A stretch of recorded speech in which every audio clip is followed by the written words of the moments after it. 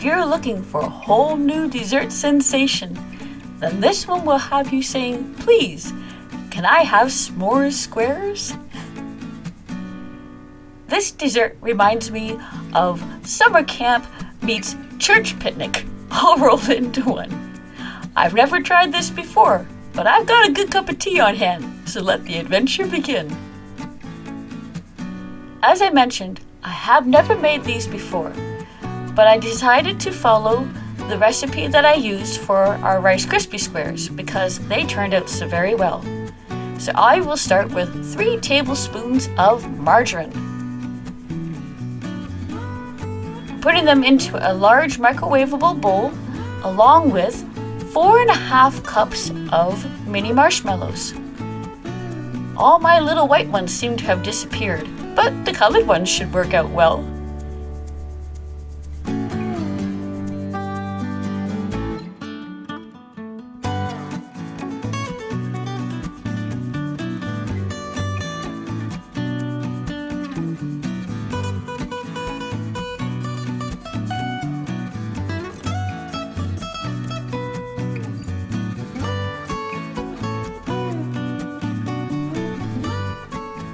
I'm going to microwave these together for 2 minutes on high power. And while they're doing their thing, I'm going to get my baking dish all greased and ready. Now I've used a 9x13 here, but I discovered, as you will see, that an 8x8 baking dish would have worked just fine. The marshmallows look so pretty! The other thing I discovered along the way is that I used a bowl that was just a bit too big, and the marshmallows will start to harden. If you use one that's too large, the heat escapes too easily. So make sure your bowl will fit all your contents and fit your microwave, but not be too big. I have to put the marshmallows back in for 1 more minute. For the graham crackers, I used graham cereal. Originally, I measured out 5 cups of cereal, but I quickly discovered that because the cereal itself is larger than Rice Krispies would be, that I only need 4 cups. The s'mores wouldn't be s'mores if you didn't have chocolate.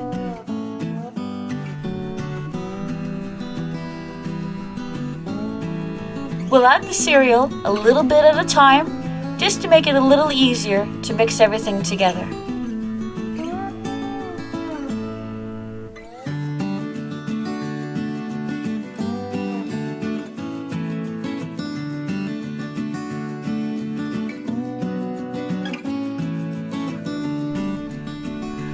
I couldn't decide if I should add the chocolate into the bars or just sprinkle them on top, so I decided, why not do both? So 1/3 cup of chocolate chips went into the mixture.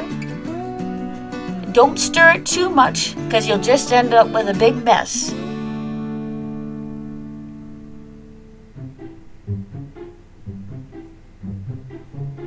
And the easiest way to spread this into our baking dish is with first a little margarine on your spoon so it doesn't stick. And when that gives up, you can put a little margarine on your fingers.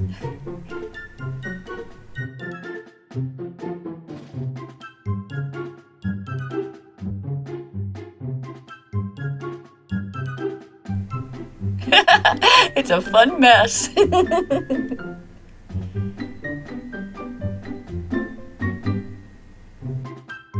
You can take another 1/3 of chocolate chips and sprinkle them on top.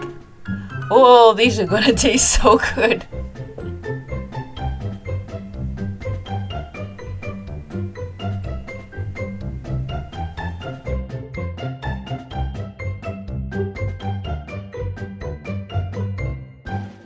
You want to cool your s'mores squares in the fridge for maybe just a few minutes.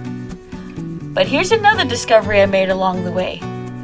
These get very hard to cut and they are very cold. So if you've left them in a bit too long, don't worry, just let them warm up at room temperature. It's all part of the fun. Remember? Campfire and church picnic. You can't get better than that. There they are. Delicious, kind of chewy, s'mores squares. Let me know if you give them a try. And don't forget to subscribe for a whole lot more fun with the Anderson family. We'll see you next time. Enjoy!